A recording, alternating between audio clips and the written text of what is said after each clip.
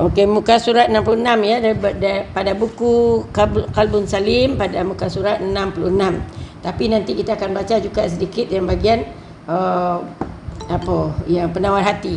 Dia kena ringkasannya daripada penawar hati kan, Qalbun Salim.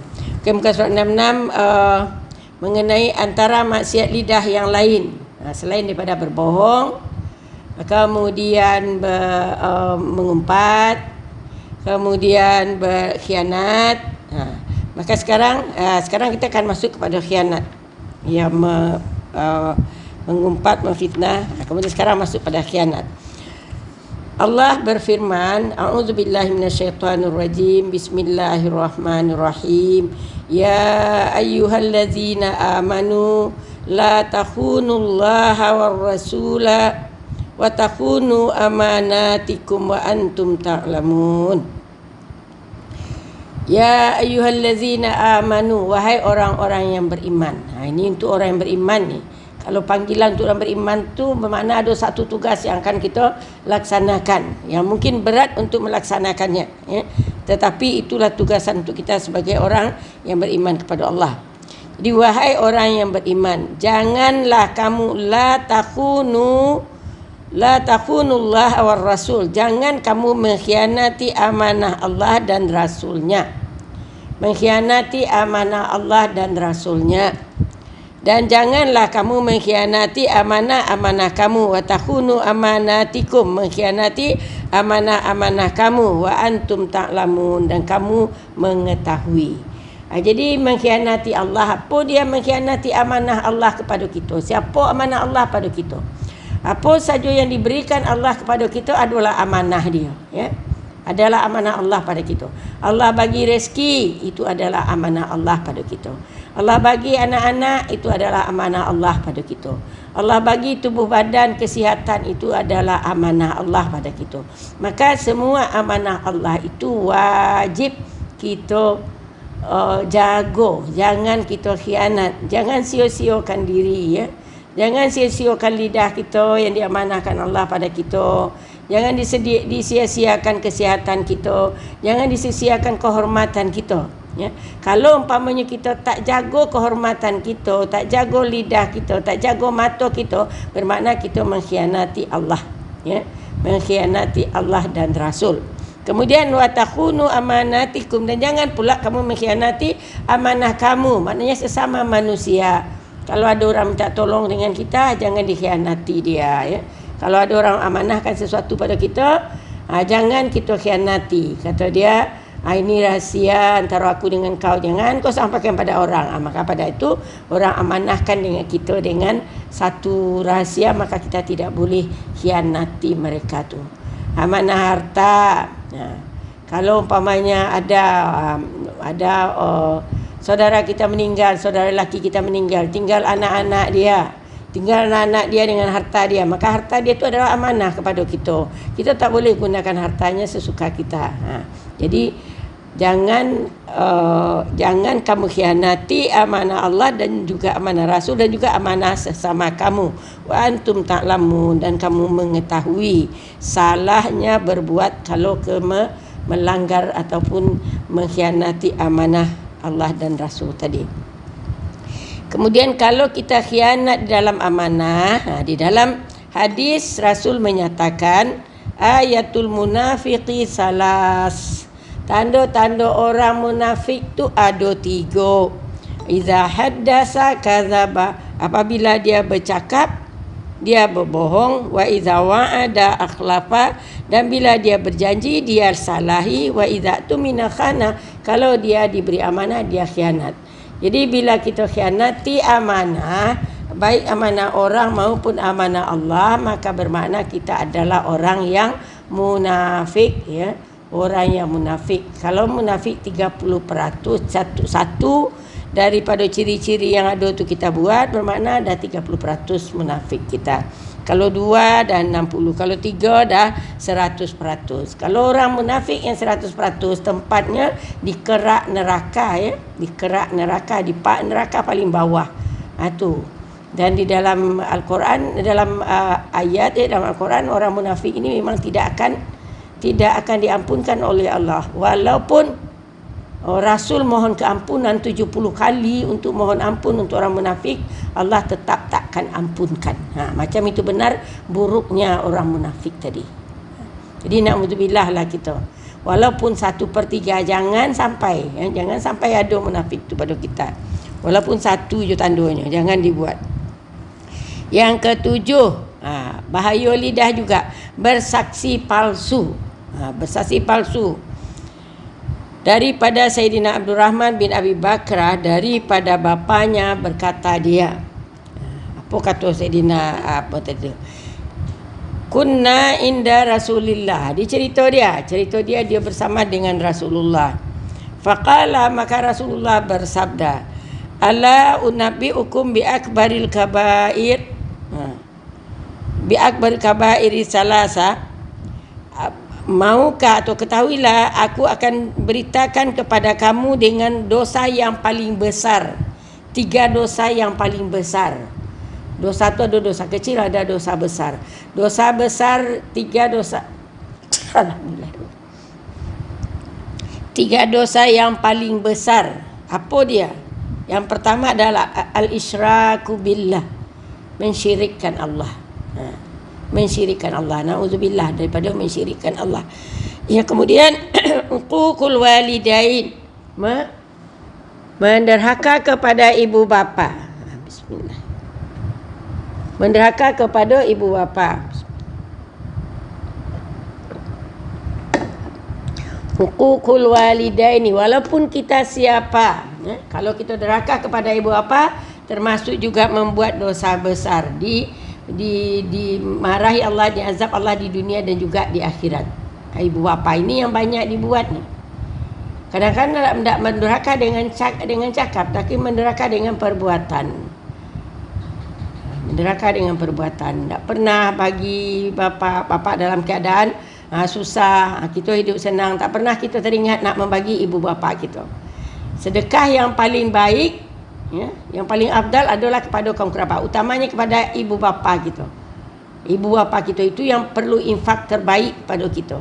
Jangan kita nak sibuk nak infak dengan yang lain, tetapi ibu bapa kita biarkan dalam keadaan melarat. Itu namanya kita derhaka kepada ibu bapa kita. Jadi uququl walidain itu adalah dosa besar. Selepas syirik, derhaka pada ibu bapa, itu dosa besar. Dan yang ketiganya, wa syahadatuz zur, saksi palsu. Syahadah maknanya saksi. Az-zur adalah bohong, yang palsu. Au qauluz zur, atau kata-kata yang palsu. Wa kana Rasulullah sallallahu alaihi wasallam muttaqian fajalasa. Waktu tu Nabi sedang ketika mengatakan saksi palsu tadi, Nabi sedang bersandar, muttaqian, dia bersandar. Kemudian fajalasa, kemudian baginda duduk. Kemudian famazala yukarriruha, sentiasa Rasul menyebut saksi palsu, kata palsu, hatta qulna laitahu sakat. Disebut dia saksi palsu. Kata palsu, saksi palsu, berulang-ulang disebut oleh Nabi, sampai sahabat mengatakan, sudahlah Nabi, kami dah dengar dah. Kami dah dengar. Jadi dah minta supaya Nabi diam, tak mau ulang-ulang lagi. Jadi maknanya memang saksi palsu itu adalah suatu dosa yang sangat besar. Jadi 3 dosa besar: mensyirikkan Allah, menderhaka ibu bapa, dan bersaksi palsu. Karena kita kadang-kadang buta dengan duit kan, dikelabui oleh duit, bersaksilah dengan saksi palsu. Maka ini adalah satu dosa besar, ya. Kemudian yang ke-8, berita bohong, buhtanun azim, berita bohong. Berita bohong maknanya benda ada kita sebarkan. Ini yang banyak sekarang ini, yang berita bohong tu. Allah berfirman, firman Allah kalau dimulai dengan ya ayyuhallazina amanu tu, memang tanggungjawabnya diminta kepada kita lah, ya. A'udzubillahi minasyaitonirrajim. Bismillahirrahmanirrahim. Ya ayyuhallazina amanu in ja'akum fasiqun binaba'im fatabayyanu an tusibu qauman bijahalah fatusbihu ala ma fa'altum nadimin. Ya ayyuhallazina amanu, wahai orang-orang yang beriman, in ja'akum fasiqun, kalau datang kepada kamu orang yang fasik, binaba'in, dengan satu berita. Nah, ada satu berita dari orang yang fasik. Siapa orang yang fasik? Orang yang mengaku Islam tapi perbuatannya tidak Islam. Perbuatannya tidak Islamik. Itu orang fasik lah tu. Dia mengaku Islam tapi dia tidak solat, fasik lah dia. Tapi dia makan rasuah juga, fasik lah dia.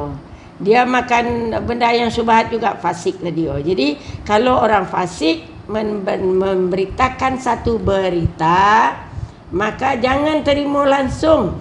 Jangan terima langsung, kata Allah. Fatabayyanu, baik tabayyun dulu. Minta keterangan, selidik dulu betulkah berita ini ataupun tidak. Ini yang sekarang banyak di kita, karena kemudahan kita nak menyampaikan berita pada orang lain, dengan WhatsApp-nya, dengan Telegram-nya, dengan macam-macamnya, Twitter, apa segala-galanya lah. Benda yang kadang-kadang tak sahih kita sampaikan, itu berita palsu lah. Ini yang menyusahkan masyarakat kadang-kadang. Kalau dulu kita bagilah contohnya pasal vaksin COVID kan, vaksin COVID. Baru saja terdengar kerajaan nak mapukan vaksin, mulai ada cerita-cerita bohong mengenai vaksin, yang mengatakan orang selepas divaksin ni pengsan lah, beginilah, segalalah. Itu disebarkan sampai orang tak mau untuk divaksin. Padahal vaksin itu perlu untuk kesihatan orang. Susahnya lagi orang kita utamanya tak mau. Bila kita pergi ke tempat vaksin, lebih awal-awal dulu, yang ramai yang mau menunggu vaksin sejak daripada tak ada nama dia, tapi dia tunggu sampai habis, tu orang Cina. Tapi orang Melayu tak ada. Daripada kadang sampai satu slot kita vaksin tu ada 3-4 orang je Melayu, selebihnya Cina. Kenapa orang Cina dia tak peduli dengan berita tu? Yang kita terpengaruh dengan berita tu, tak mau, sampai sekarang tak mau divaksin. Akan terjadi apa-apa macam mana? Itulah kita kadang-kadang menyebar berita palsu, yang menjadikan susah bagi kerajaan kita untuk menaikkan nama kita. Itulah, nak menaikkan nama kita, untuk menaikkan kesihatan kita, susah betul nak bagi untuk dapat mempercaya ni. Sedangkan kalau di dalam ayat dinyatakan, kalau orang beriman menerima satu berita, dia tidak boleh langsung sebarkan. Jangan jadi kita sebagai penyebar berita bohong. Hati-hati ya. Kerana apa saja yang kita buat, tindakan yang kita lakukan, nanti akan kita pertanggungjawabkan di akhirat. Bukan mudah je kita nak sampaikan berita yang tak betul. Nak salahkan orang ini dengan berita ini macam-macam. Nanti akan kita pertanggungjawabkan satu demi satu daripada perkataan lidah kita ini, nanti akan kita pertanggungjawabkan di akhirat. Yang biasanya pahala yang kita dah usahakan mengumpulkannya dan membuat ibadah apa segala, takut-takut nanti habis untuk menyelesaikan masalah saksi palsu, menyelesaikan masalah buhtan, berita-berita bohong ni. Takut kita habis pahala kita untuk membayar dosa kita yang menyebarkan berita-berita bohong ni.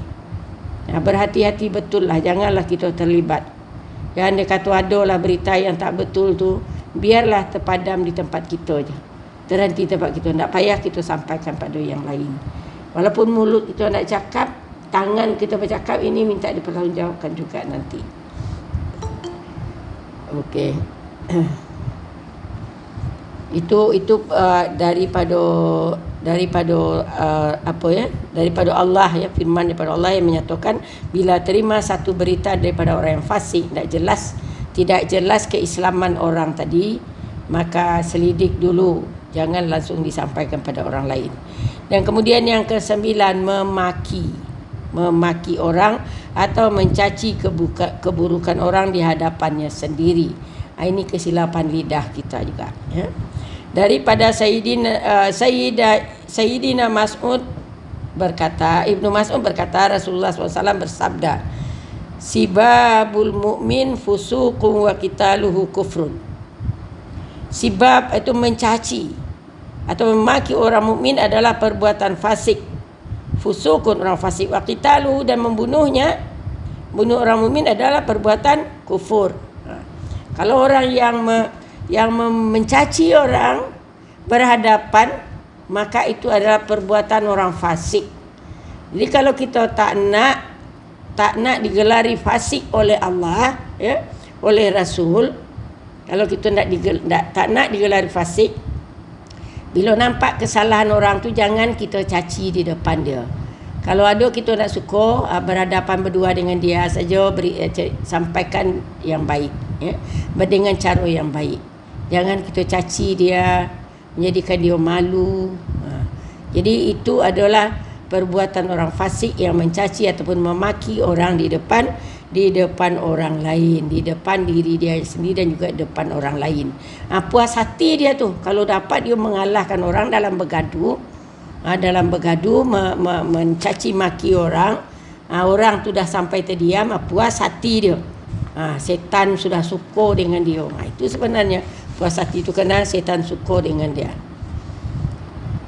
Kemudian Rasulullah SAW bersabda, al-mustabani syaitanani yatahatarani wa yatakazabani. Kedua-dua orang yang maki memaki, bergaduhlah saling maki memaki, dan adalah seperti dua syaitan yang saling tuduh menuduh dan dusta mendustai. Orang yang saling memaki itu sama dengan dua ekor setan yang saling tuduh menuduh. Jadi anda kata orang memaki kita, kita diam je lah. Kita diam je, tak payah kita layan orang yang memaki kita tu. Kalau kita ikut maki, sama pula kita dengan orang tu.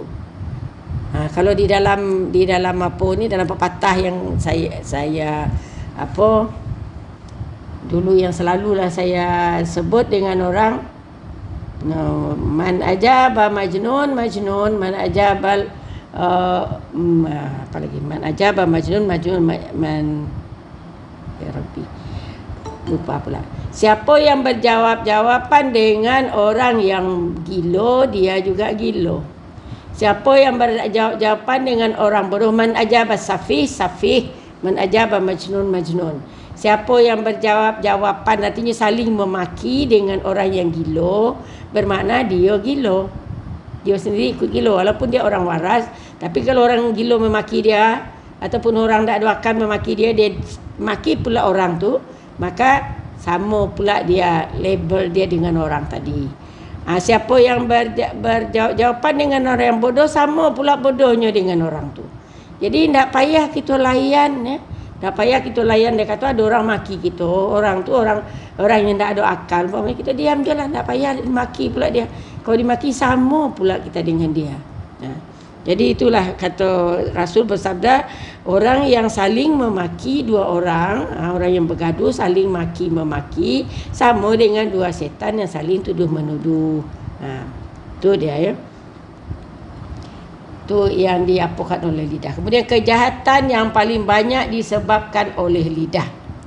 Ketahuilah, katanya, lidah adalah anggota yang paling banyak dan paling besar terjebak dalam kejahatan. Oleh itu kamu hendaklah sentiasa menjaganya. Dia lidah ni paling banyak menjadi penyebab daripada kebejatan, daripada kejahatan. Ini kan dia dimasukkan di sini. Rasulullah SAW bersabda, minal kabair as-sabbatani bis-sabbah. Termasuk dalam dosa besar ialah membalas satu makian dengan dua makian. Orang maki kita, satu kita maki dua. Kalau menjawab salam berlebih itu digalakkan. Tapi kalau memaki, orang maki satu, kita maki dua, itu adalah termasuk dosa besar. Itu apalah kita nak memaki orang.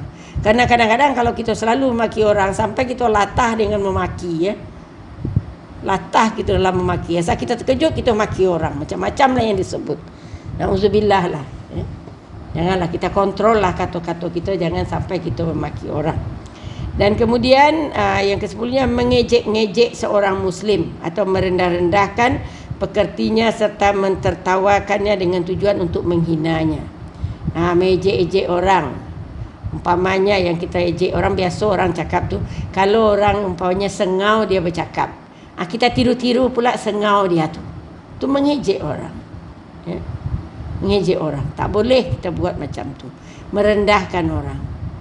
Kalau umpamanya itu dalam percakapan, kalau umpamanya ada kawan kita orang yang umpamanya jalannya tempang, kita tiru-tiru pula jalan dia tu, nak mengejek dia, itu tak boleh ya. Itu bukan dengan lidah, tapi yang lidah ini mengejek dengan merendah-rendahkan pekerti serta mentertawakannya dengan tujuan untuk menghinanya. Jadi kalau umpamanya dalam majlis umpamanya ada orang sengau bertanya, maka kita jawab pula dengan cara sengau. Itu maknanya itu adalah mengejek dia, mentertawakan sampai orang tertawa semua dengan kata-kata kita tadi itu, maka jatuhlah martabat kita kepada jatuh yang paling rendah ya. Kalau kita mentertawa mengejek orang dengan tujuan untuk orang lain tertawa, menghinakan orang. Ini firman Allah juga ya, firman Allah juga banyak peringatan-peringatan Allah mengenai bahaya lidah ni yang mesti kita jaga. Ini amanah Allah untuk kita, mesti kita jaga. Apa firman Allah? A'udzubillahi minasyaitonirrajim. Ya ayyuhallazina amanu la yaskhar qaumun min qaumin asa an yakunu khairan minhum wala nisa'um min nisa'in asa an yakunna khairan minhunna. Wahai orang-orang yang beriman, ya ayyuhallazina amanu, wahai orang-orang yang beriman, la yaskar, tidaklah menghina atau janganlah menghina, janganlah menghina kaumun, satu kaum terhadap kaum yang lain. Jangan kita menghinakan bangsa, menghinakan kaum, macam kita menghinakan kaum Cina, kaum India, kaum Melayu, itu tak boleh. Satu kaum tak boleh menghinakan kaum yang lain. Kenapa? Asa boleh jadi an yakunu khairan minhum, boleh jadi mereka itu lebih baik daripada orang yang menghina tadi ya. Ataupun banyak kita suku-suku, kita banyak bersuku kan.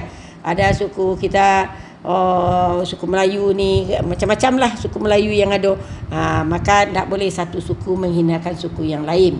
Sebabnya adalah kerana boleh jadi suku tu lebih baik daripada kita. Begitu juga satu keluarga dengan keluarga yang lain, tak boleh saling menghina kerana boleh jadi orang lebih baik daripada kita.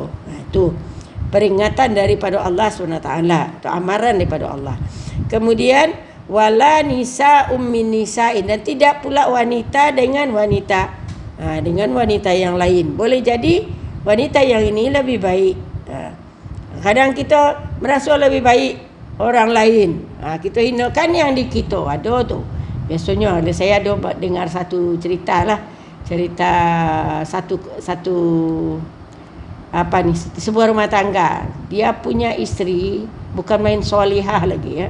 Bukan main salihah, tapi dia tak, yang isteri salihah ni dia tidak bergaya macam orang-orang yang moden-moden ni. Dalam biasa tapi menutup aurat, pakaian, dia jaga makanan suami, dia jaga anak dia, hantar anaknya pergi sekolah. Bukan main baik lagi. Kemudian lelaki ni jumpa dengan kawan dia. Bertamu ke rumah kawan dia. Ada seorang isteri daripada kawannya ni, bukan main bergaya isterinya tu lagi. Bukan main bergaya. Tertarik dia dengan isteri kawannya tadi. Tertarik dia. Jadi mulailah isterinya di rumah dicaci-cacinya. Kau tak pandai bergaya, tak ada pandai nak apa, dengan pakaian macam ini saja terus. Tak peduli dia dengan isteri dia, kerana isterinya tidak mengikut isteri orang lain. Kita kalau nampak orang lain, kita bandingkan dengan kita, ini bermasalah rumah tangga kita ya. Kalau kita bandingkan, kalau kita punya suami, kita bandingkan dengan suami orang, jangan dibanding-bandingkan. Walaupun nampak lebih suami orang daripada suami kita, jangan kita bandingkan dengan suami kita, karena mungkin dia ada kekurangannya, kita tak tahu. Jadi yang cerita saya tadi, Akhirnya dia pun main, dia godalah isteri orang tadi. Yang isteri orang ni dia anaknya tak dipedulikannya. Kemudian dia sentiasa minta duit dengan suami dia untuk membeli makeup saja, untuk berhias segala, memasak tak pandai, beli di kedai saja semua. Dan dia anggap suami kawannya tu lebih mampu pula daripada dia suami kawannya tadi tu. Maka akhirnya berpisahlah orang tu. Yang punya isteri salihah berpisah dengan isteri dia. Yang punya isteri jahat ni berpisah dengan isteri dia. Akhirnya baru baru menyesal yang punya isteri salihah tadi. Kerana isteri yang salihah tadi ni terjumpa dengan suami yang seorang ni soleh, yang satu isterinya yang soleh. Macam itulah. Jadi terjumpa, mungkin mereka jadi berkahwin, dan yang dua ni bercinta dan berkahwin. Akhirnya rumah tangganya rosak kerana dia salah memilih isteri orang lain yang dipilihnya. Jadi dia hinakan isterinya sendiri.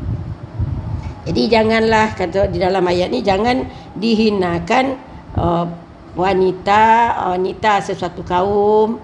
Boleh jadi wanita itu lebih baik daripada wanita kita. Dan begitu juga wanita kita, jangan kita bandingkan dengan orang lain, kerana carilah kebaikan apa yang ada pada kita. Alhamdulillah ala kulli hal, ya. Pujian untuk Allah atas segala hal. Ada baiknya pasangan kita, ada baiknya anak kita, ada baiknya keluarga kita, ada baiknya. Jangan kita banding-bandingkan dengan keluarga orang lain, dengan anak orang lain, kerana ini akan menimbulkan tidak puas hati kita. Akhirnya kita akan jadi kufur nikmat, ya.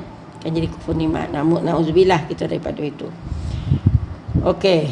Kemudian Rasulullah bersabda, bihasbi imri'in minasyarri an yahqira akhahul muslim.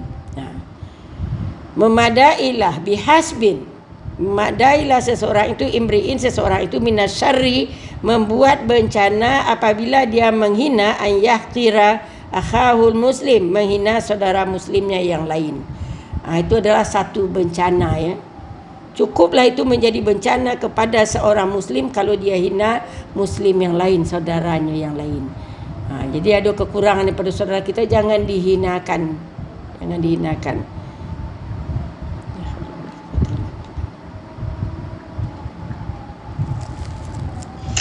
Okey, kemudian dalam kitab An-Nasaih. An-Nasaih itu maknanya nasihat-nasihat ad-diniyah, nasihat agama dan dan wasiat Imam Al-Haddad menambah beberapa lagi kesalahan lidah ni, iaitu melaknat orang lain. Itu termasuk juga kesilapan lidah. Yang kedua, memanggil muslim yang lain dengan sebutan wahai kafir. Memanggil orang muslim kita dengan sebutan kafir, itu termasuk juga kesilapan lidah kita, keburukan lidah kita. Kemudian menuduh seorang daripada ahli kiblat itu seorang Islam dengan tuduhan kufur atau ahli bid'ah atau fasik sebelum meneliti hakikat yang betul dan yakin. Ini kadang-kadang yang ada sekarang ini. Menuduh orang ni bid'ah, menuduh orang ini macam ini. Itu dalam hadis tadi nyatakan yasabu mri'im minasyari an yaqira akhahul muslim. Cukuplah, ya, bencana bagi orang muslim, seseorang muslim, kalau dia menghina saudaranya yang lain. Jadi dia hina, dikatakan saudaranya yang lain tu orang yang ahli bid'ah. Buat bid'ah ni, perbuatannya bid'ah ni, orang ni macam ini ni. Kemudian orang berbuat, ada lagi yang menyatakan dia ni riak ni, dia ni macam ini ni. Jadi itu adalah satu bencana kepada diri kita sendiri. Kalau kita sebagai seorang muslim, jangan menuduh orang, ya.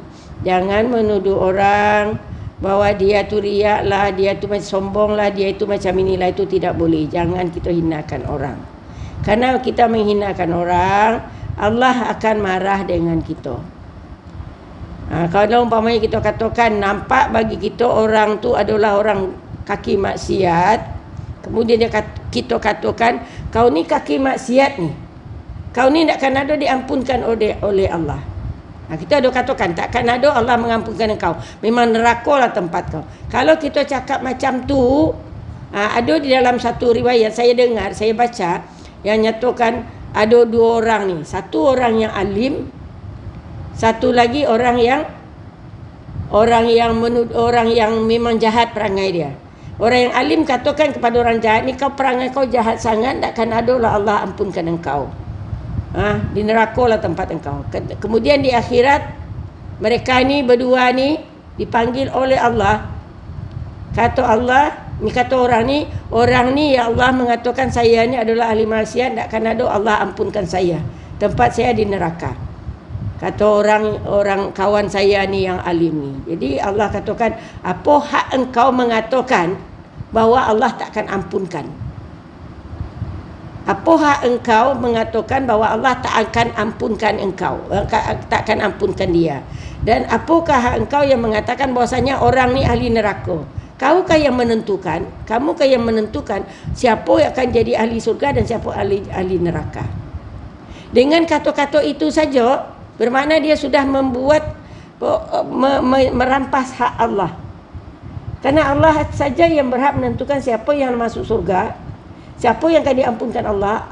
Allah je yang ada hak, orang lain tak ada hak. Jadi kalau kita ambil, bermakna kita dah campur tangan dengan urusan Allah.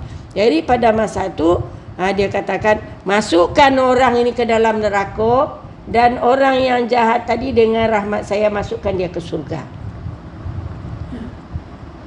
Kerana dia tadi dah merampas. Dia orang tahu, dia orang berilmu mengenai ilmu agama, tapi silap dalam bercakap kepada orang yang menyatakan orang ini tak akan diampunkan oleh Allah, orang ini akan jadi ahli neraka. Ini tidak boleh. Kita tak boleh, itu termasuk dosa kita bercakap demikian. Kerana dengan tuduhan kufur atau tuduhan ahli bid'ah atau tuduhan fasik sebelum meneliti hakikatnya dengan betul dan yakin. Itu. Kemudian mendoakan kaum muslim supaya diterima kecelakaan. Orangnya orang Islam, kita orang Islam, tapi kerana orang Islam yang ini jahat, kita doakan mudah-mudahan celakalah dia. Ini juga termasuk kesalahan lidah kita. Kadang-kadang kita tersilap cakap, celakalah dia. Kalau dulu orang cakap celanat dia. Ada tak orang cakap celanat? Ada kan? Celaka. Siapa yang mapukan celaka? Mendoakan orang jadi celaka. Jadi anda kata pun orang tu tak baik, anda kata orang tu pun buat maksiat, jangan doakan yang tak baik. Doakan mudah-mudahan Allah mengampunkan dia, mudah-mudahan Allah menunjuki dia. Kalau doa baik kepada orang, doa tu akan kembali kepada kita, akan kembali kepada kita. Tapi kalau doa tak baik untuk orang, doa tu juga akan kembali kepada kita. Kalau doa tak baik, akan kembali kepada kita. Saya ingat dan cerita yang pernah saya ceritakan, walaupun berulang, tapi rasanya perlu untuk menjaga lidah kita, ya. Kerana ini dah pernah ada di mana-mana, saya pun dah pernah cerita.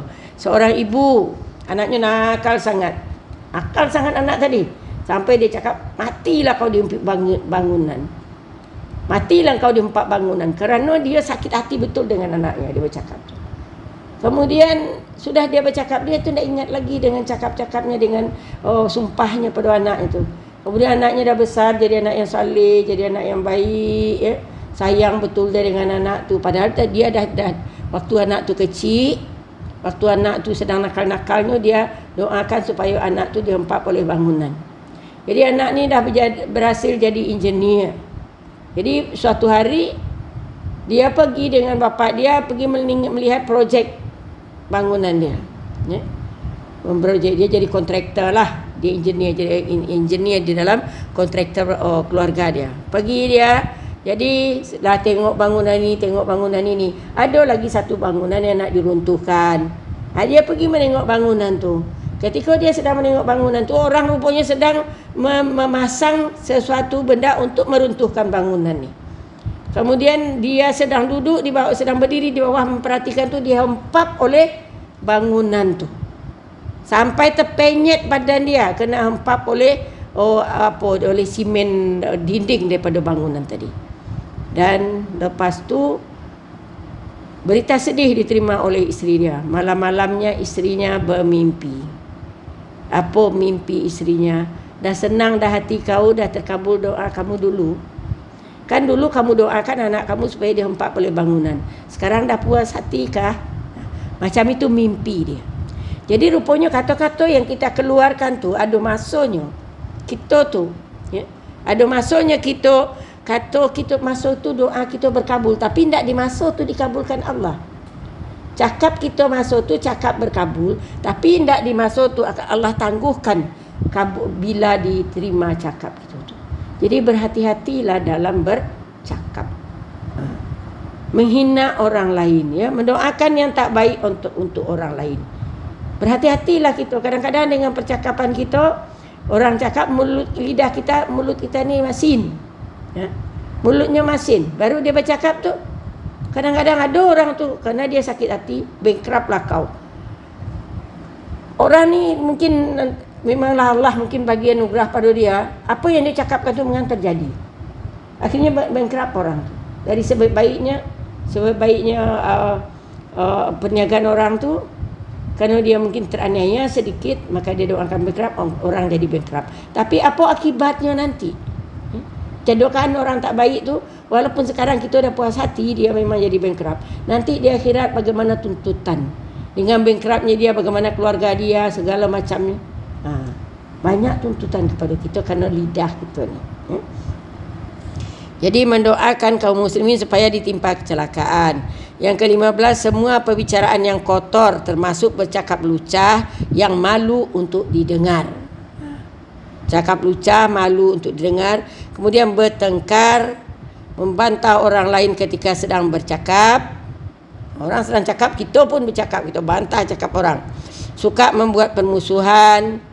Dan yang ke-19, menyampuk dalam perkara-perkara yang tidak ada kena-mengena dengan diri sendiri. Jadi 19 tu ya, 19 7 ditambah oleh 8 ditambah oleh apa ni? Siapa tadi yang menambah ni? Imam ayah. Dalam An-Nasaih Diniyah, ya. Imam Haddad yang menambah 7 lagi daripada yang sudah ada bahaya lidah, ditambah lagi bahaya-bahaya yang lain. Itulah bahaya daripada lidah kita. Kemudian Imam Al-Haddad menyimpulkan, sebenarnya bencana lidah itu memang banyak sekali selain apa yang sudah disebutkan tadi. Imam Al-Ghazali beliau menyebutkan sebanyak 20 bencana yang disebutkannya satu persatu dalam Ihya Ulumuddin di bawah tajuk kitab bencana lidah. 20 dia nyatakan bencana lidah ni. Memang berbahaya sangat lidah kita ni. Dia bermanfaat tapi dia sangat berbahaya. 20 bahaya dia. Semoga Allah mencurahkan rahmatnya ke atas roh beliau dengan penuh keredaan dan memberikan balasan yang setimpal atas usaha dan khidmatnya kepada agama Islam dan kaum muslimin. Jadi Imam Al-Ghazali mengaporkan 20 dan dia huraikan dalam buku Ihya Ulumuddin dia. Daripada Sayyidina Sahal bin Sa'ad berkata Rasulullah sallallahu alaihi wasallam. Apa kata Rasul? Apa sabda Rasul?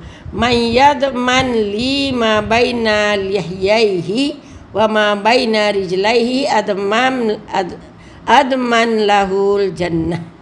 Siapa yang menjamin untukku, yang boleh memberi jaminan untukku, ma baina lihyaihi, di antara dua dagunya. Maknanya lidahnya. Siapa yang boleh memberi jaminan untukku, kata Rasul, apa yang dibuat oleh lidahnya. Kemudian wama baina rijlaihi, dan ada apa yang antara dua kakinya, iaitu kehormatannya. Adman lahul jannah, aku jaga dia, aku jamin dia masuk ke dalam surga. Jadi dijamin oleh Rasul masuk surga kalau kita jaga lidah kita dan kita jaga faraj kita. Jadi jaga lidah dan jaga faraj, dijamin oleh Rasul untuk masuk surga. Jadi kadang-kadang kalau kita fikir orang yang bisu tu, tidak ada lah dia bahaya lidah, ya. Orang yang bisu tidak ada bahaya lidah. Tetapi tidak sempurnalah hidupnya, dia tak dapat menyatakan apa yang apa yang dia kehendaki, dan tak dapat pula beri manfaat pada orang dari segi lidahnya, tak dapat menasihati, tak dapat dia membaca, kadang-kadang dia bisu kan, ada kekurangannya. Tapi yang jelas bahaya lidah dia tak dapat. Kita yang lidah kita ni banyak 20 kata Imam Al-Ghazali, 20 bahaya daripada lidah tadi. Kita dah baca banyak-banyak daripada bahaya lidah. Jadi na'udzubillah lah, jagalah lidah kita. Andai kata dah tersilap lidah kita sebelum ni, kita minta maaf lah dan minta ampun lah kepada Allah Subhanahu Wa Taala. Kalau terhinakan orang sampai orang kecil hati, maka kita minta maaf lah dengan orang. Kerana menghinakan orang, mendoakan orang tak baik, juga termasuk salah daripada lidah kita. Nanti pertanggungjawabannya kita di akhirat. Okey, Imam Habib Abdullah Al-Haddad menyebutkan ia ataupun lidah adalah anggota yang paling berkuasa antara anggota-anggota yang lain dan yang paling kuat untuk menarik tuannya kepada kecelakaan. Lidah paling kuasa. Lidahlah yang paling kuat untuk menarik kepada kecelakaan. Dan sekiranya ia tidak dijaga dengan baik dan tidak menahannya daripada melakukan sesuatu yang diharamkan oleh Allah untuk melakukannya tu, ya nasi. Lidah boleh menjadi sebab darjat seorang diangkat di sisi Allah dan boleh juga menyebabkan kemudaratan kepada pemiliknya. Jadi lidahlah yang paling kuat, ya, untuk menarik orang pada kejahatan. Satu je dia bercakap, boleh membawa pada kejahatan sekali. Dan dia pula lah yang paling kuat untuk menarik. Kalau tangan tak begitu kuat, ya, tangan walaupun dia ada tenaga tapi tak kuat untuk menarik orang pada kejahatan. Tapi kalau lidah, memang mudah, ya. Untuk menjadi orang bergaduh kita boleh, untuk menjadikan orang was-was kita boleh, untuk membunuh orang pun dengan lidah pun kita boleh, ya. Membunuh orang dengan lidah kita pun boleh. Walaupun umpamanya kita nak bunuh, nak tikam dengan pisau, tapi dengan lidah kita. Okey, Rasulullah SAW bersabda, Innal abda la yatakallamu bil kalimah min ridwanillah la yulqi laha balai yarfa'uhu Allahu biha darajat. Wa innal abda la yatakallamu bil kalimah min sakhatillah la yulqi laha balan yahwi biha fi jahannam. Innal abda, sesungguhnya adalah hamba itu, hamba Allah, la yatakallamu bil kalimah min ridwanillah, sungguh hamba Allah yang benar-benar bercakap dengan satu kalimat termasuk kepada ridha Allah, la yulqi laha balan, dia tidak ada menganggapnya penting dengan satu kalimat tadi. Yarfa'ahu Allahu biha darajat, Allah akan tinggikan dia beberapa darjat, ya. Darajatin beberapa darjat, Allah tinggikan dia beberapa darjat. Kalau sekiranya dia bercakap yang kita sangka cakap tu tak ada nilai, kita rasa kata tu kata yang baik, tapi kita rasa tak terasa, tak benda yang remeh je. Tetapi Allah boleh mengangkat dengan lidah tu, mengangkat dia dengan ke darjat yang paling tinggi, ya, dengan lidah dia tadi tu. Dia nasihati orang, ya, nasihati orang. Andai katalah umpamanya kan orang sedang bergaduh, suami isteri, kemudian mengadu dengan kita, ya. Suami isteri bergaduh, kemudian mengadu dengan kita. Dengan kata-kata kita ni boleh menghancurkan rumah tangga dia dan boleh membaiki rumah tangga dia. Kalau kita katakan dengan dia, tak ada guna lagi kau simpan orang macam tu, akhirnya akan bertambah, terpisahlah jadinya rumah tangga orang. Tapi kalau kita katakan, fikirkan benar-benarlah, aduh dia lebih baik daripada tiada, dia macam tu, tanda dia sayanglah dengan kita. Pandai dengan lidah kita yang kita rasa tidak begitu ada nilainya, tetapi Allah boleh angkatkan kita, menjadikan kita sebagai pendamai umpamanya. Jadi itu lidah kita tadi kan. Kemudian wa innal abda la yatakallamu bil kalimah min sakhatillah, dan sungguhnya ada hamba itu, seorang hamba itu bercakap daripada perkara yang dimurkai oleh Allah, la yulqilaha balan, yang dia rasa benda tu tak penting, dah anggapnya dia penting, yahwi biha fi jahannam, boleh membawanya ke dalam neraka jahannam. Jadi lidah ni boleh membawa kita ke jahannam dan boleh membawa kita ke surga yang paling tinggi.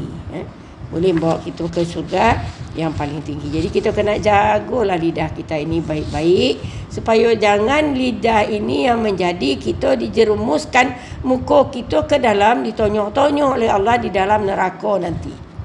Nauzubillah. Berhati-hati benarlah, tak payahlah. Kalau yang kita belajar sebelum ini, tanda baiknya seorang Muslim ini adalah dia tak banyak bercakap. Tak banyak bercakap. Kerana di dalam hadis menyatakan man kana yu'minu billahi wal yaumil akhir falyaqul khairan aw liyasmut. Siapa yang beriman dengan Allah dan hari akhir, falyaqul khairan, maka hendaklah dia bercakap yang baik sahaja. Yang baik saja dia cakapkan. Aw liyasmut, ataupun dia diam. Diamnya tu akan berpahala berbanding dia bercakap. Kerana banyak cakap, man kasura kalamuhu kasura khatuhu. Siapa yang banyak cakapnya, banyak salahnya.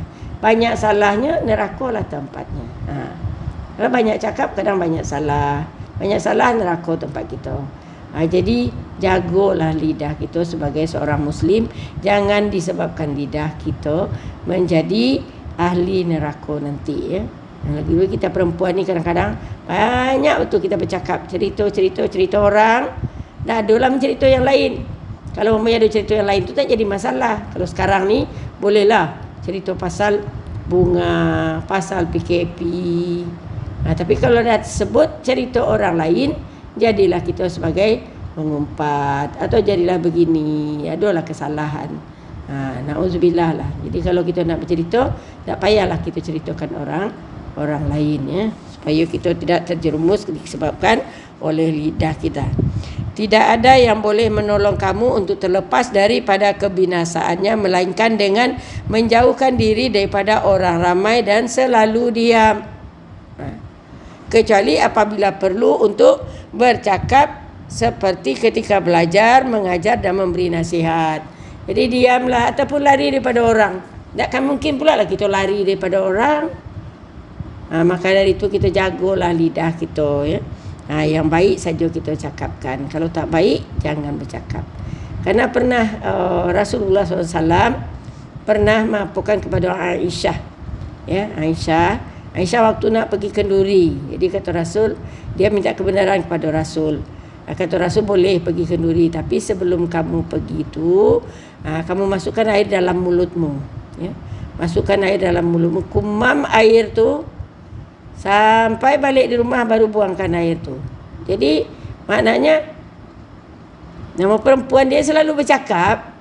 Walaupun siapa dia, namanya dia perempuan, dia selalu bercakap. Jadi pergilah kenduri dengan air di mulut. Air di mulut, boleh tak bercakap?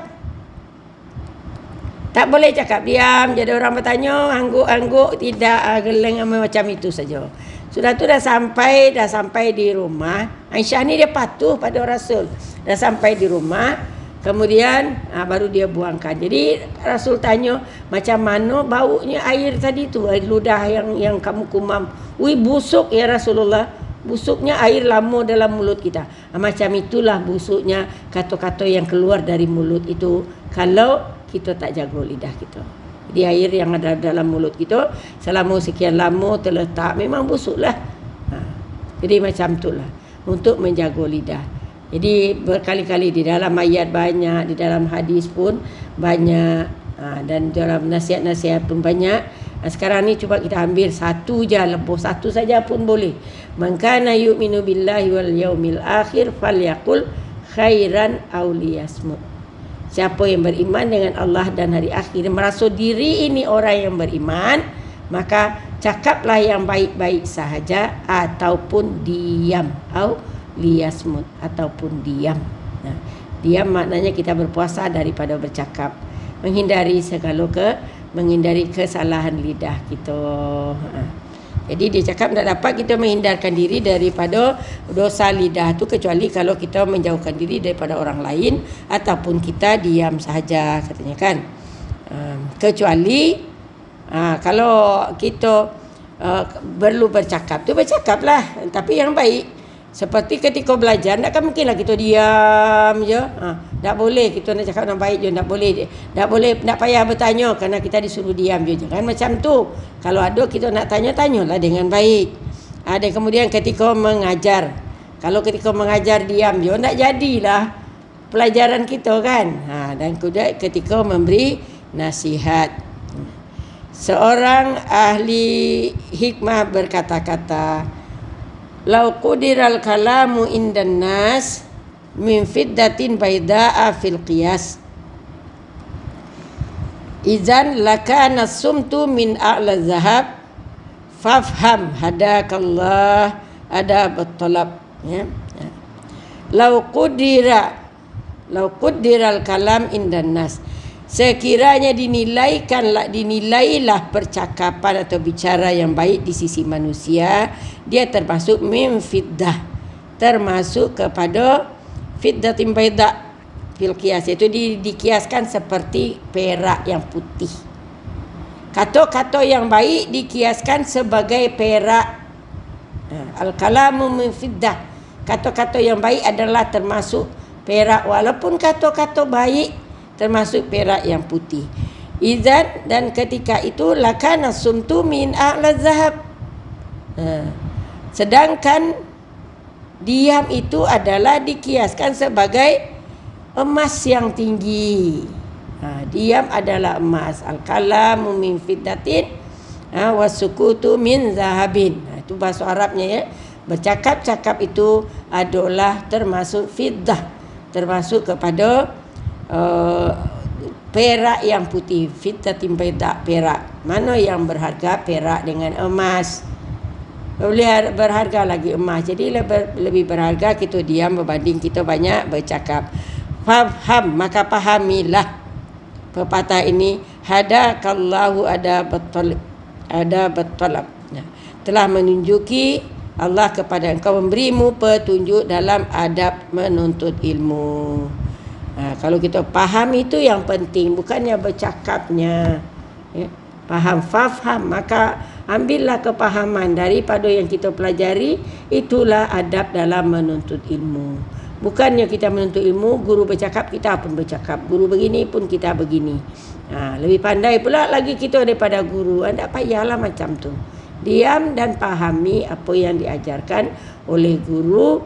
Maka itu adalah adab daripada pelajar. Saya pernah dulu masa saya di Libya, belajarlah kan. Belajar kita ni orang Malaysia tak pandailah bercakap Arab, tak pandai bercakap Arab. Jadi belajar tu diam je, catat je apa yang dapat. Kemudian ada seorang orang ni orang Arab lah. Bukan main lagi, pandai. Kalau saya tilik lah, saya tengok dia macam pandai lagi dia daripada ustaznya tu. Macam itu benarlah. Pandainya dia bercakap, dia bersarah apa semua. Sudah tu waktu periksaan saya tengok markah dia fail dia. Semuanya E je. Yang kita tak bercakap, yang tak pandai ni, alhamdulillah banyak juga yang lulus. Yang dia tak ada yang lulus. Saya cakap, siapa ni orangnya? Situ yang selalu bercakap tu. Ya Allah, rupanya orang bercakap ya kita tak faham kan. Faham juga bahasa Arab tu, tapi tak faham sangat macam mereka tu. Rupanya mereka cakap dia yang banyak tapi otaknya tak fahamlah yang dipelajari tu. Jadi adab dalam menuntut ilmu ni tak perlu kita banyak bercakap, tak perlu. Kita lebih banyak kita diam, kita fahami, kita catat, kita hayati ilmu itu. Itu yang pentingnya. Jangan saya banyak bertanya, saya banyak begini. Kalau banyak bertanya tak apa, kita bertanya tak apa, kalau supaya kita dapat faham. Dan kadang-kadang kita bertanya kita dah faham, kemudian kita bertanya lagi, untuk apa gunanya? Supaya kawan kita tahu apa masalah. Itu bagus juga. Tapi jangan terlalu banyak kita bercakap. Kalau banyak bercakap ni kadang-kadang kita salah. Banyak bercakap itu adalah kadang-kadang banyak salahnya, banyak salah neraka tentangannya. Bercakap itu adalah perak, sedangkan diam itu adalah emas, ya. Itulah yang apa di dalam kata-kata hikmah lah ni. Kemudian Sayyidina sikit lagi, ya. Sayyidina Abu Hurairah berkata, Rasulullah bersabda, "Man kana yu'minu billahi wal yaumil akhir falyaqul khairan aw liyasmut." Sampailah hadisnya di sini. Di sini yang saya baca tadi. Man kana yu'minu billahi wal yaumil akhir, siapa yang adalah dia beriman dengan Allah dan hari akhir, falyaqul khairan, hendaklah dia bercakap yang baik-baik sahaja, aw liyasmut, atau dia diam. Yang baik itu dah dapat perak. Kalau cakap tak baik tu jadi batu. Kalau cakap fitnah tu jadi arang, jadi apa? Bara. Jadi atau liyasmut, ataupun dia diam. Man samata najah. Itu lagi Abdullah bin Amru bin As berkata, Rasulullah pernah bersabda, siapa yang diam dia akan selamat. Man samata najah, dia akan selamat. Kalau dia diam, dia selamat daripada dosa bercakap yang salah. Daripada perkataan yang tidak baik adalah suatu kebaikan dan keutamaan seperti yang disebutkan oleh Sayyidina Ali radhiyallahu anhu. Jadi banyak bercakap tu itu adalah tidak baik. Yang banyak diamlah yang baik. Jadi itu tu ada terkandung di dalam sini, semua ada masuk dah tu.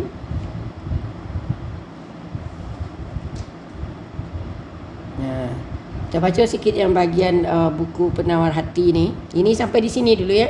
Pesan Rasulullah tu nanti kepada Muaz. Sekarang ni inilah pesannya tu. Tapi isinya sama je lah, saya rasa.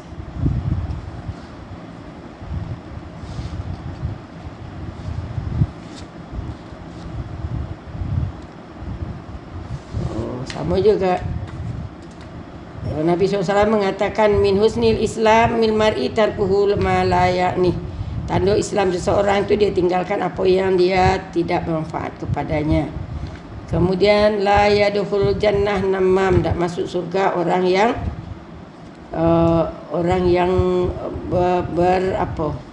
memfitnah orang lain ataupun yang mengumpat orang lain. Sebenarnya ulama bersepakat mengadu domba sudah ada selesai dah. Sama je isi dia. Okey. Okey. Sama-sama ya. Okey, jadi sampai muka surat 72, ya. Habis 72 nanti nak masuk 73 insya-Allah. Ya, jadi alhamdulillah kita bersyukurlah. Tak ada gangguan pada malam ini. Kita bersyukur kerana Allah bagi kita kesempatan untuk teruskan pelajaran sama-sama. Dan kemudian kita tutup dulu, ya. Kita tutup dulu. Auzubillahi minasyaitonirrajim. Bismillahirrahmanirrahim. Alhamdulillahirabbil alamin. Wassalatu wassalamu ala asyrafil anbiya wal mursalin wa ala alihi washabihi ajmain. Allahumma ja'al jam'ana hadza jam'a marhuma wa tafarruqana min ba'dihi tafarruqan ma'suma. Ya Allah, jadikanlah perhimpunan kami ini, jadikanlah majlis kami ini majlis yang Kau rahmati, ya Allah, dan jadikanlah perpisahan kami sebagai perpisahan yang terpelihara daripada segala dosa, maksiat, fitnah, bala dan bencana, ya Allah, ya Rahman, ya Mujibas Sailin. Allahumma ighfir lana wa liwalidina warhamhum kama rabbawna shighara wa lijiddatina wal ustazatina wa masyaikhina wa lisairil muslimina wal muslimat wal mu'minina wal mu'minat al ahya minhum wal amwat. Ya Allah, ampunilah dosa kami, ya Allah, ampunilah dosa ibu dan ayah kami, ampunilah dosa guru-guru kami, ampunilah dosa sahabat-sahabat kami, ampunilah dosa pasangan kami, ya Allah, ampunilah dosa muslimin dan muslimat yang masih hidup ataupun yang sudah tiada, ya. Allahumma faqihna fid din wa alimna ta'wil. Ya Allah, fahamkanlah, berilah kami kepahaman tentang agama ini, ya Allah, dan bagilah kami pengetahuan tentang takwil daripada segala sesuatu. Lihatkanlah kepada kami hikmah terjadinya sesuatu, ya Allah, agar kami tidak bersangka buruk kepadamu, ya Rahman, ya Rahim, ya Mujibas Sailin. Allahumma ja'al auladana wa zurriyatana min ibadika salihin wan najihin wal faizina fid dini wad dunya wal akhirah. Ya Allah, jadikanlah anak-anak kami dan anak cucu kami menjadi orang yang bahagia di dunia dan akhirat, orang yang salih, orang yang berjaya, dan orang yang jadikanlah juga mereka orang yang mendirikan solat. Ya Allah, ya Rahman, ya Mujibas Sailin. Rabbana atina fid dunya hasanah wa fil akhirati hasanah wa qina adzabannar. Wa qina adzabannar ya Allah, wa qina adzabannar. Sallallahu ala sayyidina Muhammad khairil anbiya wal mursalin wa ala alihi wa sahbihi ajmain. Subhana rabbika rabbil izzati amma yasifun wa salamun alal mursalin walhamdulillahi rabbil alamin. Taqabbalallahu minkum. Amin. Ya Karim, amin. Sama-sama kasih, sama-sama. Ya, alhamdulillah. Sama-sama. Waalaikumsalam. Ya, senang-senang hati kita kerana berjaya kelas kita kan. Alhamdulillah, tak ada yang mengedutkan kening kita. Kalau tak, macam mana ni ustazah? Tak terdengar suara. Sekarang alhamdulillah okey. Ni Nazariah ni baru masuk. Nazariah Muhammad, siapa tu Nazariah Muhammad? Baru masuk. Sana? Ya. Besok jadi ke apa Al-Jauhar? InsyaAllah Al-Jauhar. InsyaAllah besok petang ya. Jam 3. Bukan pagi, jam 10 tu. Bukan jam 9.30 tu ya. Pasal jam 10 tu kami pun ada kelas takmir daripada guru-guru takmir. Online juga besok jam 10. Jadi kelas kita kalau hari Khamis tu petang. Ya, bukan pagi. Kalau pagi orang banyak pergi hospital lah, banyak urusan. Kalau petang tu relax sikit lah, tak sebanyak yang kata